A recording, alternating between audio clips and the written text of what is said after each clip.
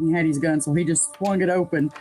I start to notice that, the atmosphere feels a little bit weird. First thing he seen was this 6.5 foot tall, broad shoulder, dark hair.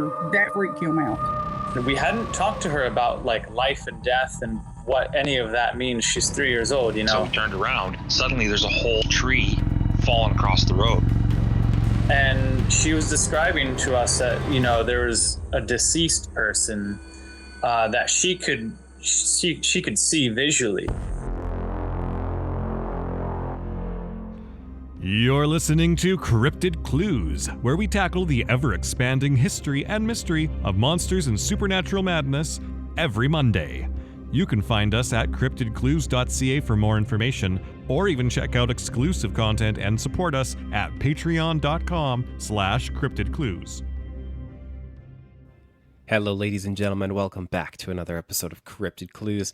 I am your host, Taylor, and today we'll be exploring more paranormal mysteries, except this time we're looking at lighthouses. Now, I was going through some of my old show notes, adding and deleting things, and I came across an article on a lighthouse that I meant to do a show on, but I completely missed. So I have decided to circle back to it now because there stands to be quite a few mysteries when it comes to lighthouses and the paranormal. Before we get into that, though, as usual, you could find us on your social media channels, whichever podcast player suits your fancy, and should you wish to reach us directly, you can do so via cryptidclues@gmail.com. Lastly, I want to wish all the fathers and grandfathers and soon-to-be fathers a wonderful Father's Day, albeit yesterday on the Sunday. We'll call this a belated wishing since this is releasing on our feeds the day after. The world just keeps getting a little bit more tense and things get harder each day, but family and friends can really light the way in the darkest of times. Now, I won't go too preachy, but a little more love, compassion, and respect. I think the world could use a little more of that these days. But anyways, let's talk ghosts. So, what are some key components to cause a haunting? Well, of course, there is no scientific basis for us getting into this conversation and what causes a haunting.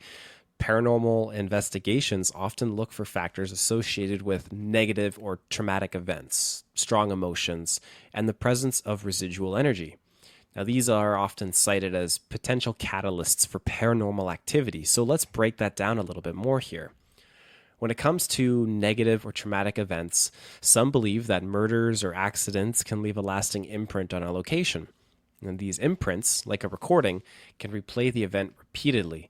Or in some ways, like we discussed last week, it's like someone 1 week ago steps in the dirt, leaving an imprint of their footprint.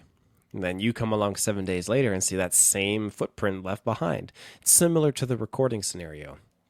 Now, strong emotions, both positive and negative, they're also thought to possibly leave a mark on a location, potentially attracting or manifesting paranormal activity. And then you have the idea that objects and locations, well, they can retain energy from past events or people, but this energy is only then released under certain conditions, maybe waiting for someone who is more spiritually aligned than previous tenants, or a newborn child, or an elderly person passing away in the home. We really just don't know. In folklore belief, many cultures have their own incorporations of ghosts and the afterlife, and many of these beliefs often involve concepts about how spirits can interact with the living. Certain objects, locations, and dates are also a part of such cultural beliefs where they could be more prone to paranormal activity than other things or other dates and years. So how does this tie into lighthouses? Well, most lighthouses, they're very old enough to have had accidents of shipwrecks or even keepers or construction mishaps that unfold. Now, a lighthouse is there to keep people from dying. So you can imagine the number of deaths that could occur in the line of duty, trying to build something like this. It's a never-ending list, really. I mean, there's many, many, many mishaps involved. But our first location, this is going to take us off the coast of York in Maine, up against the Atlantic Ocean. Now, you'll find the Nubble Lighthouse, officially named Cape Nettic Light Station. So, during the summertime, there's guided tours that are offered for the lighthouse. They even do special events like sunset tours, photography workshops, even historical reenactments. Now, as far as the lighthouse itself, it was first lit up on July 1st, 1879. It stands 41 feet tall. It's built of cast iron and brick. and it emits a white flash every 6 seconds. Now, it's weathered its fair share of storms and witnessed more than a few significant historical events, including both World War I and World War II. And regardless of its location, it's still become one of, if not the most photographed lighthouse in the United States. If we look at what lore tells us, there was a former lighthouse keeper by the name of Joshua Card that actually resided here. And it wasn't long before he lost his life while attempting to rescue a group of stranded sailors during a fierce storm. Now, people visiting the lighthouse have claimed to see him wandering the grounds and carrying a lantern. In yet another tale, there's a young girl that has actually been spotted wandering the grounds, and now her name is supposedly Emily. Now, haunting both the lighthouse and, like I said, the grounds and the surrounding cliffsides, Emily was the daughter of another keeper who lived on the island in the late 19th century. She had fallen to her death from the cliffs while playing near the edge. On top of these two apparitions that appear, people have reported strange noises like disembodied voices and footsteps, and many researchers have actually successfully captured photos of orbs and, in rare cases, the actual apparitions on this lighthouse island. I'll play devil's advocate here and say, yes, images can be edited. We live in the age of AI, and sadly, it seems like it's causing more harm than good when it comes to the cryptid and paranormal and even extraterrestrial communities.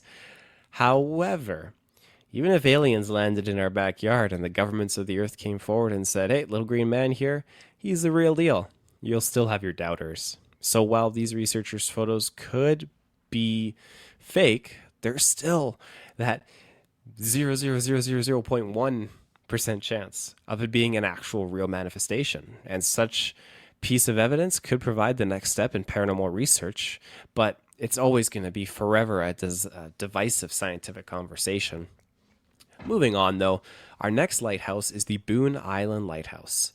Now, Boone Island itself is a 300-foot by 700-foot island off the southern coast of Maine, near Cape Nettic. So keep that in the back of your mind. This and the first lighthouse, they share a closer proximity. Now, a newly constructed 3-masted ship called the Isidore. I want to say Isildur from Lord of the Rings, but it's the Isidore.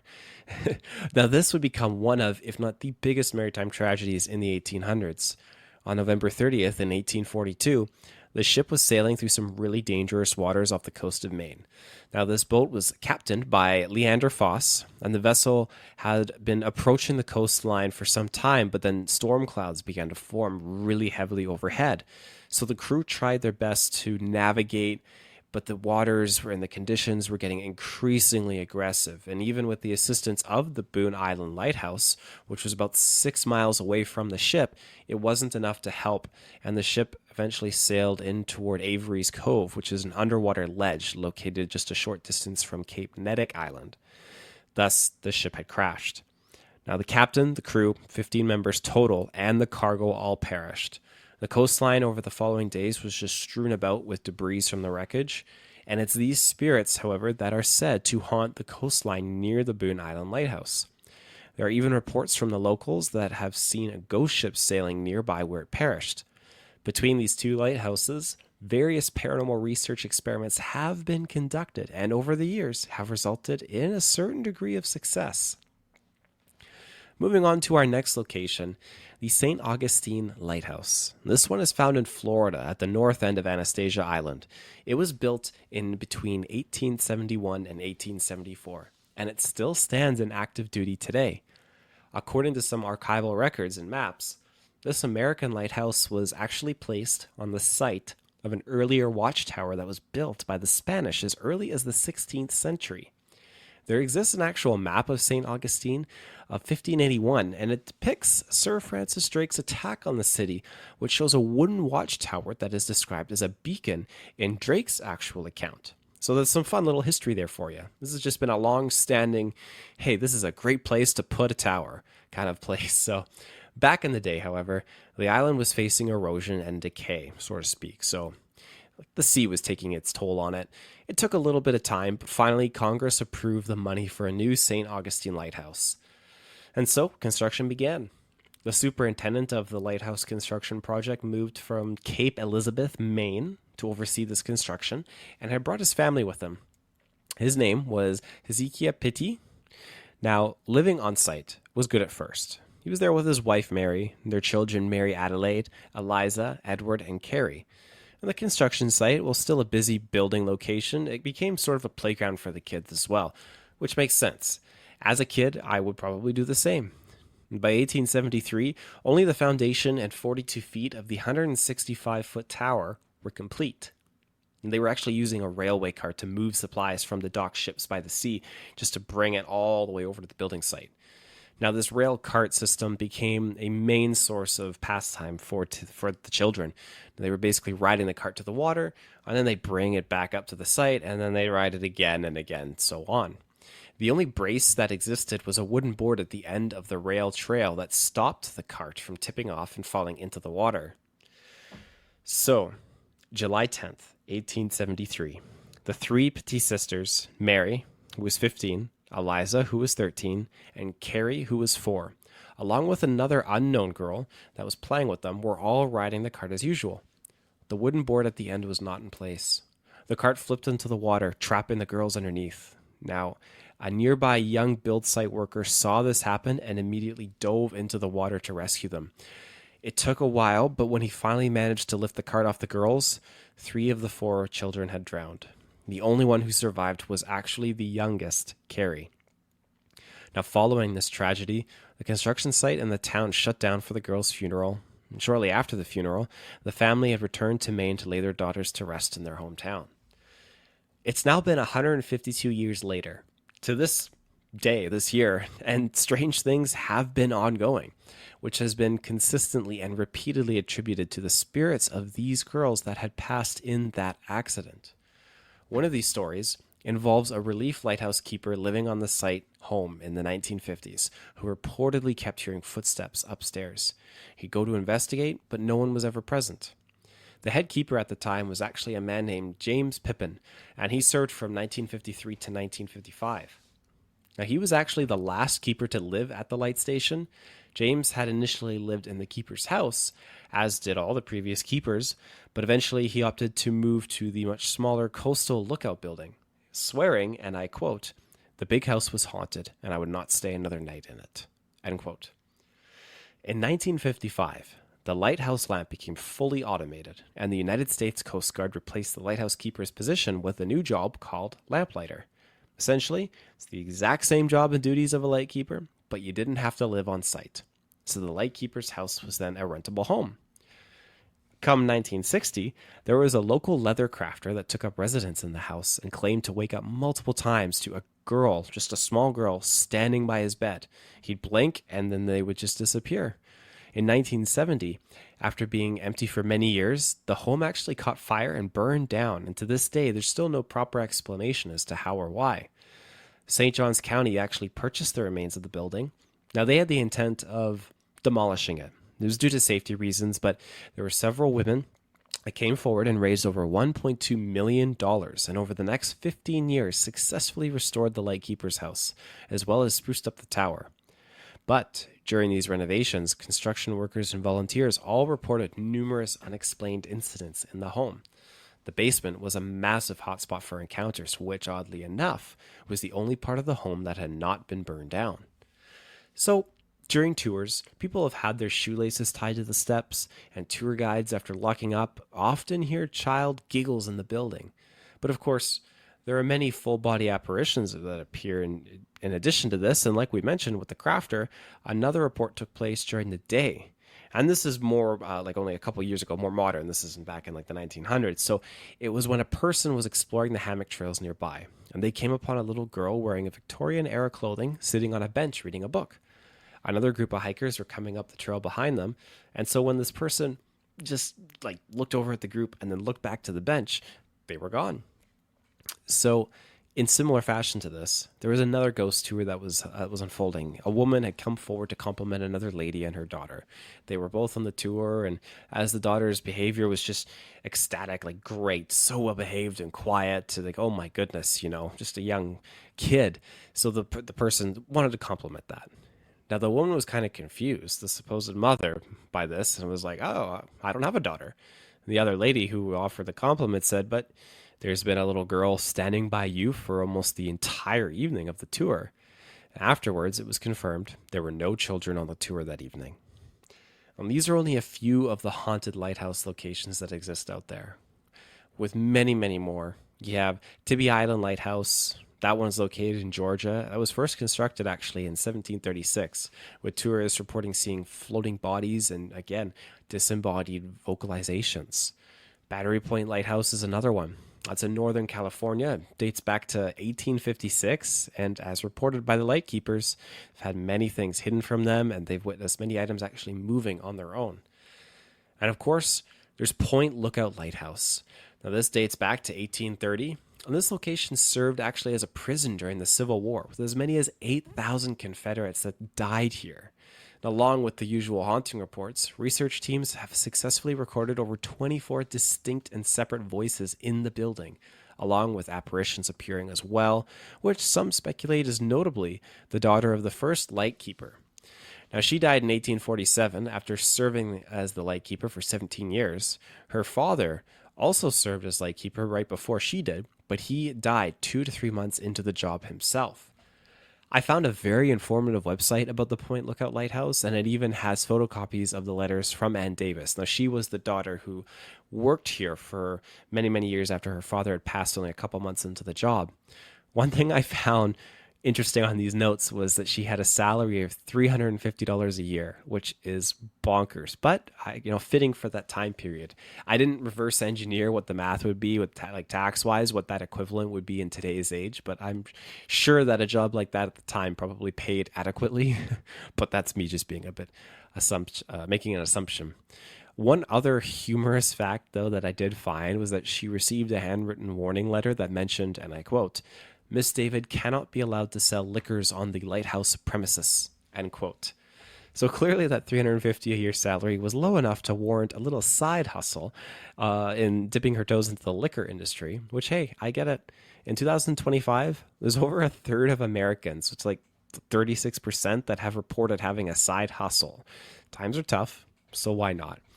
But like I said, though, prior, the list of hauntings goes on, and when it comes to lighthouses, although this one's not necessarily a lighthouse, my old stomping ground on Vancouver Island in Nanaimo, there's a little tower called the Bastion. It was built back in 1853 by the Hudson's Bay Company, and it was used to serve to defend the coal mining operations in Nanaimo. Now, this tower is said to be haunted by two spirits, one of an axe murderer who was imprisoned and executed there, and the other of a woman who's been seen wearing a very long dress. The Nanaimo Museum workers have actually reported unsettling and unexplained events while they were in the building. And tours, of course, are offered seasonally as well. I've managed to take a tour there when I was a little kid and we were in school. I remember our teachers took us there, and it was cool. It's a very, very old little building. It's very small, though. It's definitely like a quarter, maybe like not even a quarter, an eighth the size of what a regular lighthouse would be, but it's still pretty neat. It's a piece of local history for sure. And places that are out on the west coast and the west side of the country, you don't find too many of them that are filled with a little bit of paranormal history. While of course there's Beban House, I believe it is, on Vancouver Island in Nanaimo, that is supposedly haunted, and we talked about that in a previous episode. It comes down to the age, and there's not a lot of old buildings that have gone through pain. Like we said, the catalysts for what can cause paranormal activity, traumatic, damaging events, murders, and so forth, all those different things. Well, there's definitely murders over here, and not all buildings are devoid of having horrible things like that. Again, I don't have the answers and I don't have the facts, so I don't know what justifies, like, hey, if someone is murdered in this house, why isn't there a haunting, as opposed to other places where there's a murder? Some places are just bad places, and they are magnets to dark energy, and that dark energy can just be repeated murders and just people breaking down, like the other lighthouse we were just talking about, the New Point Lighthouse, where you had over 8,000 soldiers die. That's just a manifestation of nasty, dark energy. So you can only imagine how painful a place like that would be. But again, it has the history to it. And lots of places on the east coast of our country and a lot of places in Europe are filled with history. So much history. Thousands and hundreds of years that's just transpired, and it's just built up all of this either positive or negative energy. Whereas here on the west side, Europeans haven't been here for the longest of times, and so there is definitely painful experiences, and there are hauntings over here, but it's in a different degree. So I don't know if that makes sense, but anyways, I digress. That is it for this week's episode. I hope you enjoyed it. And like I said, there's lots of lighthouses out there that have experienced very, very freaky, haunting things, and I've only touched the surface of it, so it's something that I hope to revisit again in the future. So thank you for tuning into this week's Haunt. We'll be back next week with more topics of discussion, so stay tuned, and remember, you can reach us directly via CryptidClues@gmail.com. I am Taylor, and until next time, take care and stay safe.